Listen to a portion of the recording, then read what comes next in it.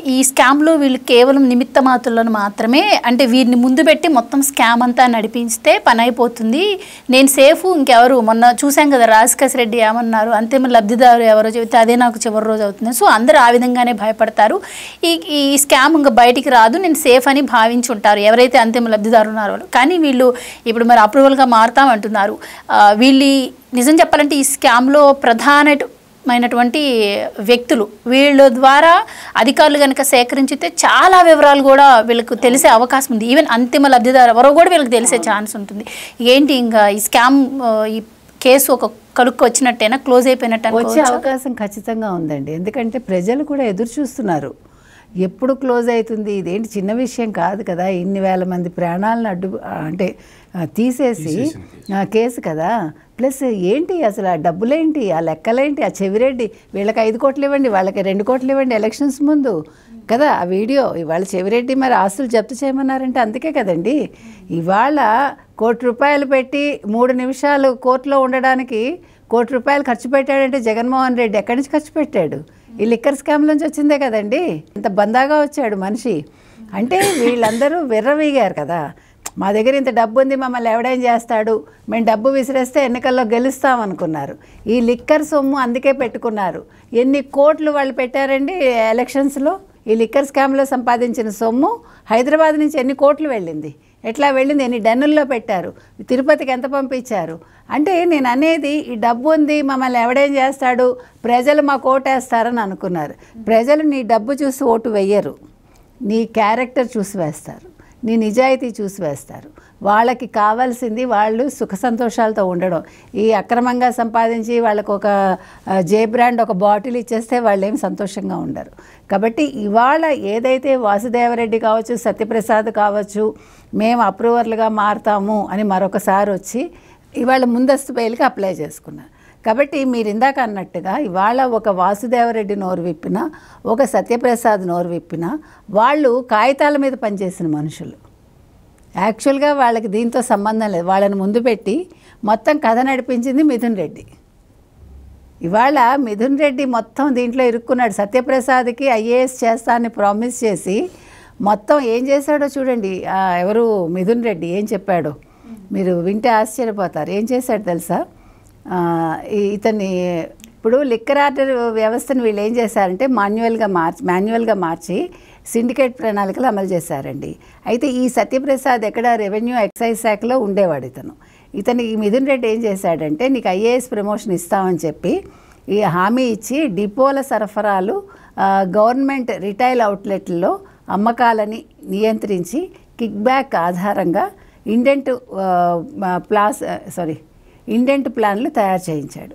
తర్వాత వాట్సాప్ గ్రూపులు పర్సనల్ ల్యాప్టాప్ల ద్వారా డిపో మేనేజర్లతో సమన్వయం చేశాట. అంటే సత్యప్రసాద్కి నీకు ఐఏఎస్ చేస్తామని ఈ దొంగ పనులన్నీ చేయించాడు. అంటే దీనివల్ల ఏం జరిగింది, మొత్తం సిండికేట్ చేయటం. అంటే ఇవాళ అమ్మకాలు ఎంత జరిగాయి మీకు గుర్తుందా? రాజకేశ్ రెడ్డికి రోజు సాయంకాలం అయ్యేసరికి అమ్మాయి ఎవరు శిరీష్ అన్న పేరు సరిగా గుర్తులేదు నాకు, ఆ అమ్మాయి ప్రత్యూష ఎవరో ఆ పిల్ల సాయంకాలానికి ఇచ్చేది. ఇస్తే ఆ రోజు జరిగిన అమ్మకాలు మొత్తం ఆ డబ్బంతా ఎవరికి పంపించాలి మిథున్ రెడ్డి చూసుకునేవాడు. రాజకేశ్ రెడ్డి దగ్గర నుంచి మిథున్ రెడ్డి దగ్గర నుంచి ఎక్కడికి వెళ్ళాలో అంతిమ లబ్ధిదారుడికి వెళ్ళేదేమో మనకు తెలియదు. సో ఈ సిండికేట్ చేశారు మొత్తం. అంటే ఎక్కడ మీకు ఇప్పుడు 2 అంశాలు ఇక్కడ ఒక డౌట్ అండి నాకు. ఒకటి మాన్యువల్ చేయటం, 2 అంతా క్యాష్ తీసుకోవటం కదా. అంటే అంతలాగా డిజిటల్ నడుస్తూ ఉంటే ఆఖరికి ముష్టి వాళ్ళు కూడా డిజిటల్ పెట్టుకున్నారు ఒక 2 చోట్ల మనం చూసాం. అటువంటిది వీళ్ళు క్యాష్ అండ్ క్యారీ విధానం అంటే మీకు అక్కడే మొత్తం వీళ్ళు అసలు ఎంత లిక్కర్ స్కామ్ చేశారో మనకు అర్థమవుతుంది. తర్వాత వీళ్ళకి ఇచ్చే ఏమంటారు కమిషన్స్ కూడా వీళ్ళకి ఒకసారి ఎక్కువ ఇవ్వడం, తర్వాత తగ్గించటం, మళ్ళీ వాళ్ళు ఒప్పుకోకపోతే ఇంకొకళ్ళకి ఇవ్వటం, మళ్ళీ వాళ్ళ దగ్గర నుంచి డబ్బు గుంజడం, ఇవన్నీ మనం మాట్లాడుకున్నాం గతంలో. సో ఇన్ని జరిగాక ఇవాళ వీళ్ళు ముందుకొచ్చి మేము అప్రూవర్లుగా మారుతామని అంటున్నారంటే వాళ్ళు ఎక్కడో భయపడుతున్నారు. ఆ భయం వల్ల ఇవాళ వాళ్ళు ముందుకు వచ్చారు. కాబట్టి ముందు చేయాల్సిన పని ఏంటంటే ఈ వాసుదేవరెడ్డి కావచ్చు సత్యప్రసాద్కి కావచ్చు ఖచ్చితంగా వీళ్ళు ఒక రక్షణ ఇవ్వాలి. రక్షణ ఇచ్చాక అసలు వీళ్ళకి ఎవరైనా ఫాలో అవుతున్నారా, వీళ్ళకి ఎవరైనా ఫోన్లు చేస్తున్నారా, బెదిరిస్తున్నారా, ఇవి కూడా తెలుసుకోవాలి. ఎందుకంటే సతీష్ కుమార్ ఆల్రెడీ మనకు ఒక ఉదాహరణ, కోర్టు ఆల్రెడీ చెప్పింది కాబట్టి వీళ్ళకు కూడా రక్షణ ఇవ్వాలా, ఇది ప్రభుత్వం ఆలోచించాలి. ఎందుకంటే వీళ్ళకి ఏదైనా జరిగితే వీళ్ళు ఇవాళ అసలు కీలక ఆధారం వీళ్ళిద్దరు. సో ఈ కీలక ఆధారాన్ని వాళ్ళు చాలా జాగ్రత్తగా ప్రొటెక్ట్ చేయాలి. లేదంటే వీళ్ళు ఏదైనా మొత్తం మాయం చేసే అవకాశం ఉంది కదా. అంటే మనుషులనే మాయం చేస్తారు, మా సొంత బాబాయినా చంపుకున్నప్పుడు ఇదంత విషయం. కాబట్టి ఈ విషయంలో ఆలోచించాలి. ఒకటి. రెండు, ఇవాళ వీళ్ళిద్దరూ మాట్లాడితే, ఎందుకంటే ఒక విజయసాయిరెడ్డి చెప్పి ఒక వాసుదేవరెడ్డి పేరు బయటకు వచ్చింది. వాసుదేవరెడ్డిని పట్టుకోవటానికి వాళ్ళ మావగారిని పట్టుకున్నారు అప్పట్లో. మావగారి ద్వారా వాసుదేవరెడ్డి బయటకు వచ్చాడు. వాసుదేవరెడ్డి ఏం చేశాడు, రాజకసిరెడ్డి పేరు చెప్పి బయటకు వెళ్ళిపోయాడు. ఇదంతా ఒక లింకులా జరిగింది, మనం మాట్లాడుకున్న అంశాలే ఇవన్నీ. సో ఇవాళ ఇంతమంది పేర్లు బయట పెట్టాక కూడా మళ్ళా వాసుదేవరెడ్డి నేను వస్తాను, నేను అంతిమ లబ్ధిదారుడు చెప్తాను, మొత్తం నిజం కక్కుతాను అన్నాడంటే ఏదో జరిగింది వెనకాల కుట్ర. అదేంటో తెలియాలంటే వీళ్ళని బెదిరించైనా ఉండాలి, లేదు వీళ్ళకి ప్రాణభయమైనా ఉండాలి. వీళ్ళు బెదిరించడం కాదు మేడం.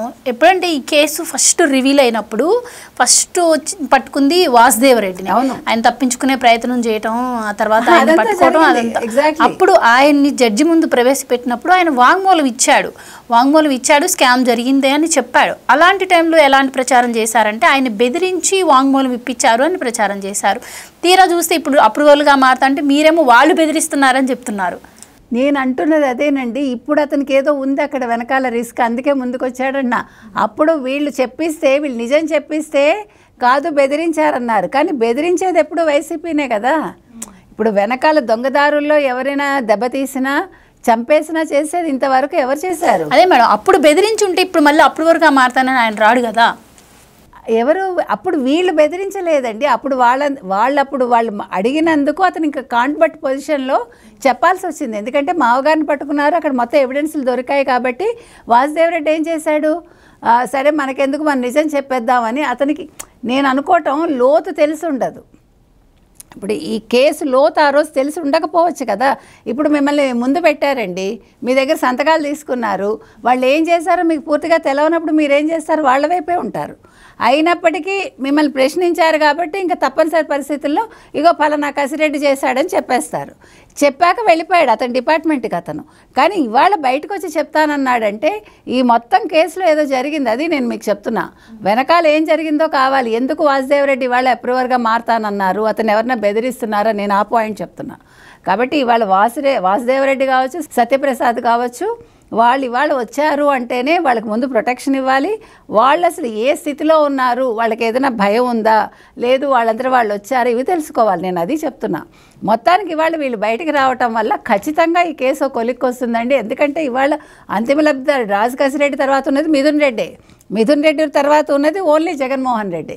కాబట్టి ఇవాళ వీళ్ళు కనుక, ఎందుకంటే రాజకసిరెడ్డి నోరు విప్పలే, నేను అంతిమ లబ్ధిదారుడు పేరు చెప్తే అదే నాకు చివరి రోజు అన్నాడు. కానీ ఇవాళ మాకు చివరి రోజైనా పర్వాలేదని అనుకుని వీళ్ళు బయటకు వచ్చారా, అది నేను అంటున్నా. అది తెలుసుకోవాలి.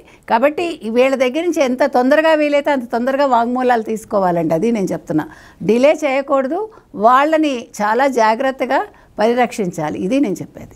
Please subscribe to Leo news for more videos.